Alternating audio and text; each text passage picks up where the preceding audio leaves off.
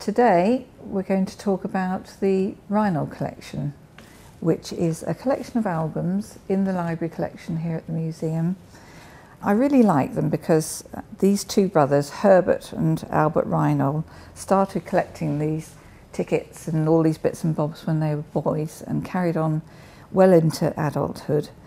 And they just absolutely wanted to capture the whole story of omnibuses and trams, and with a particular focus on London, but they gathered tickets and ephemera from all over the world.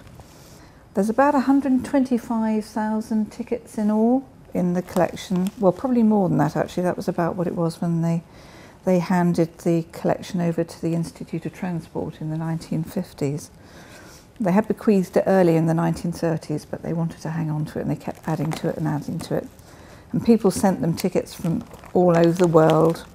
So it's a really fabulous collection for us to have here at the museum.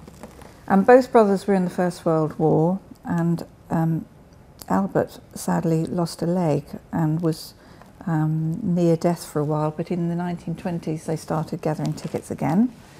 So many of the albums are like this, stuffed with tickets, and this album I got out because it contains some of the earliest tickets, which were tramway tickets actually, rather than bus tickets, which come in a little bit later in the 1890s.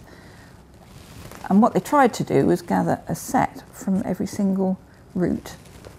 And again, we've got more of these lovely illustrations that they did.